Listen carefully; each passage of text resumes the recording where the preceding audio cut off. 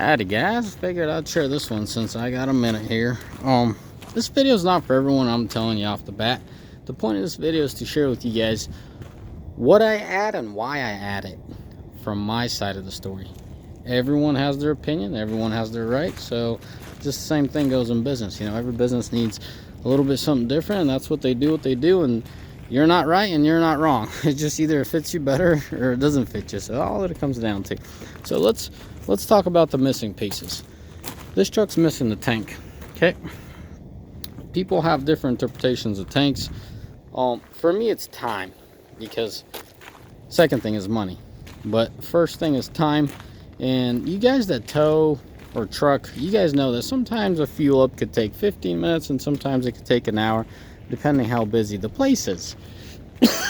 Excuse me.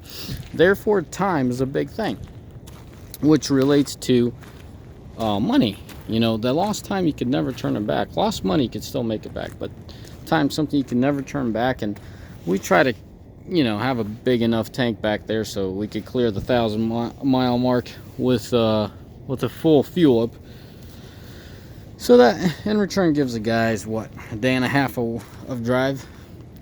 The guys with the little bit bigger tanks, they get a couple days out of it. But point of this is the fact that we don't have to fuel up every half a day or every day. It really saves us a lot of time. The kicker, when I say money, we referring to gas prices. I know, being frugal here, or whatever you want to call me, cheap, but gas prices play a big role. You know, state to state varies, and the more experience you have, the more you realize that, hey, I could save a little money here, I could save a little money there.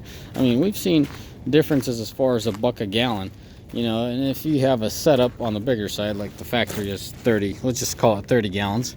That's a little more, but and then you got what, 100 gallon back here. That's 130 gallons. You're not going to use it all 130, but let's just say you fuel for 100 gallons at $1 a gallon. You just saved yourself $100. That's one fuel. So simple math. Might be a little bit on the extreme side, but I mean, there's even more extreme cases that I could share, but let's keep it conservative. Let's just say every fuel up you save $50 to $60. That's in your pocket. So to recap the tank thing, my biggest thing is time. With experience, you could calculate where you're going to land, and a lot of times, like for example, you need a fuel up midnight and you have a small reserve, right? You could drive through the night, and then tomorrow morning, let's just say the following morning, you got to fuel up and you're going to be dead smack of LA. Do you know how much time that's going to cost you?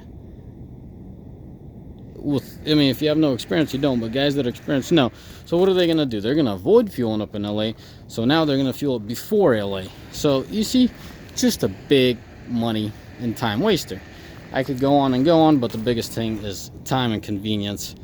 A lot of guys emphasize on convenience. That's not the biggest one. It's time, and a little bit of money and a little bit of convenience. So that's a must. A fuel tank that's supposed to be back here is a must. Why did I go in BMW? I don't know. I just like their fit and finish. I like the way they have their setups, and that's mine right there. I wish I had my truck out here, my Limited, to show you the prep package, the prep group.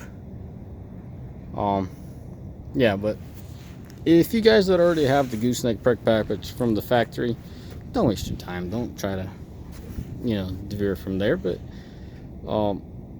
if you have the option, just don't get any prep packages and get something like this, because what's going to happen is you're still going to spend what, $200-300 for the ball and the hooks on the prep package, where this is like, well, my price isn't everyone's price, but let's just say this is $450.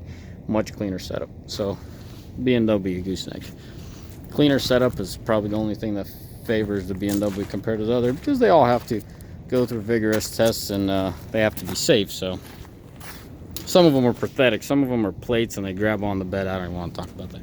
So another thing, every single one of my trucks have this RV 7-way hookup, or whatever you want to call it. So the problem with that is, if you don't have it, you get your wire hanging back here and it's always tugging. And part-time, you know, if you're hauling a camper a few times a year, that's fine.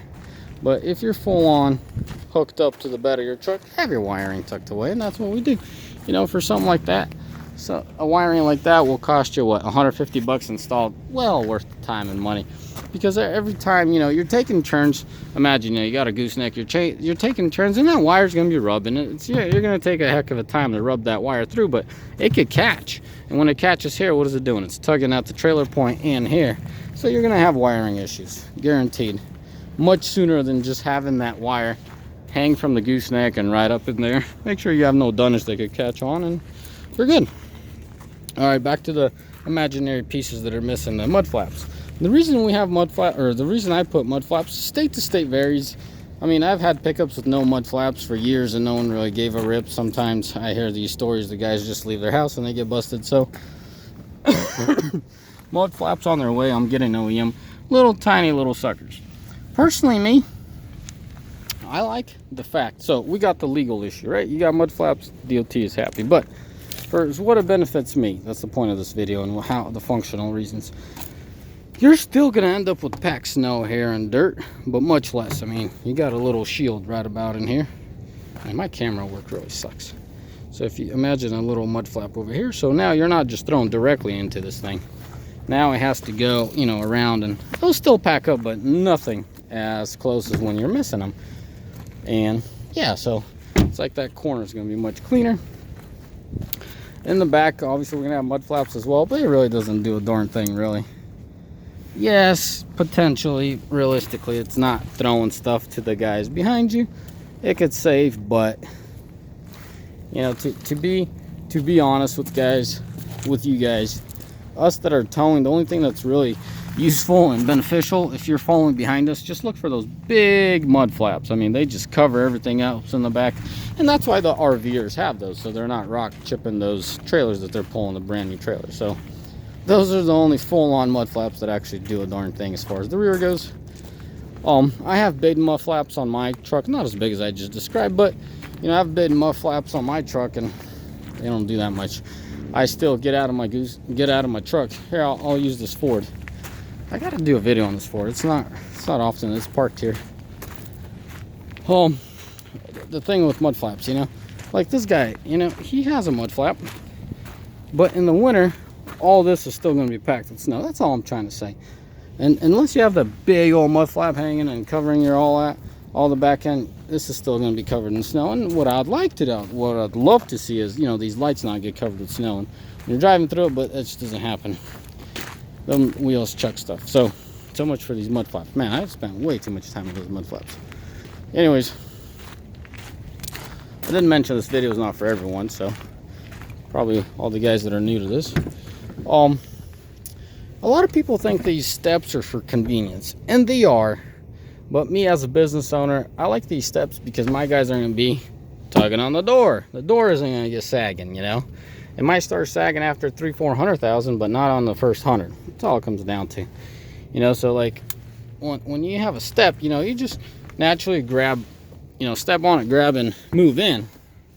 But what happens when guys don't have a step, they get in here, right? This is not going to happen. I mean, if I pull myself up, I'm going straight in, okay? So what's going to happen is I'm going to grab the door and push myself up. It's just natural. There's no way going around it.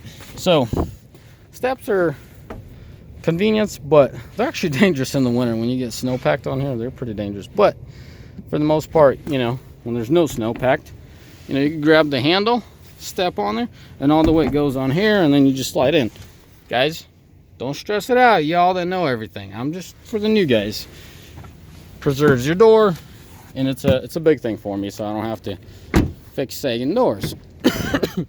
Now these rugs, besides the visual aspect of it, looks cool and rugged or whatever one might think, my biggest thing is the guys that are wearing boots. I mean, even the boots I'm wearing, right? They're not those hardcore. They're still pretty soft, but by driving, naturally, you're gonna be driving like this, right? Look what's going on. This boot is gonna make a big old hole here. That's all it comes down to. That's my biggest issue. Of course, dirt doesn't get packed in, you know, because it's waterproof and all that. Dirt doesn't get packed. Most of my work trucks are pretty filthy, so I don't think the guys really give a rat's about that. But at least I don't have to worry about this.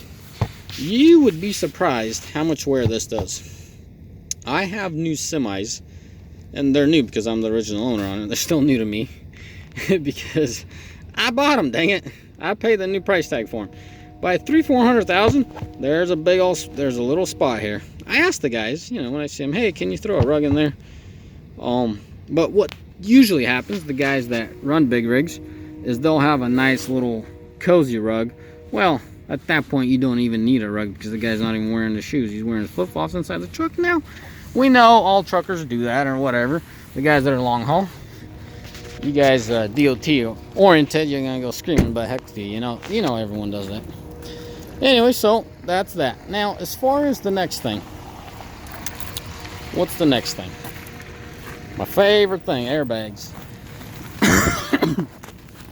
Airbaggies. Them bad boys, I love them. And we always have a nipple right here. So airbags, guys. Let's fix this angle. So the airbags, not only do they provide a softer ride, you don't have an issue with DOT getting all up on your case for being overloaded. These, I was gonna say janky, but these crappy little leaf springs are just so weak. My 99 had a much beefier thing. And if you think Ram's bad, you should try Ford. That thing's a joke. It's a 3500, but the biggest pile of junk when it comes to leaf springs. I know they're trying to get this ride quality thing and trying to get you a smoother ride, but it's junk, man. These leaf springs can't handle junk. I know some of you are gonna say, I never had airbags, but you're driving like this down the road, Holmes. My kid sees you going down the road and says, Dad, that guy needs airbags. I probably spoke about it a little too much on my side, of course, but you know, he picked up and he makes fun of you guys going down the road like this. Meaning that's the front end and you're overloaded pulling a trailer and you're looking like stargazing or something. Anyways, and the guy's coming up on, you know, incoming traffic looking at you and they're high beaming you because you're high beaming. They think you're high beaming them because your headlights are so far up. Anyway, so enough making fun of people. If you're gonna hook up a trailer, grab some airbags. I mean, dude, they're $300. Firestone's good quality stuff. You don't have to go spend thousands. Simple little nipple right up in here. My guys are gonna hear it from me. This is not acceptable. I always have a cap on there. I don't know what makes it. Oh, it's probably the guy that works after college here. You know, these. Hey, rookie, if you're watching this, don't get upset. But bro, you gotta protect stuff. Just gotta get one of them caps and screw it on. So anyways, guys, so much for me breaking everything down to you. That's my point of view, and that's my use for it. On the airbags, you're gonna prevent a lot of damage. You're gonna prevent a lot of damage. Your leaf springs are gonna go kaboom the other way and go to shatter to pieces. That's pretty rare potential, but you're gonna save yourself a lot of headache, much smoother ride, and DOT is gonna stay off your case. I mean, they're capable of 100 psi. We just run them at 35, and everybody stays happy. So, anyways, that's my case, and that's what we do. As always, you boys behave and have a mighty fine day. May the Lord bless you. Ciao, bye.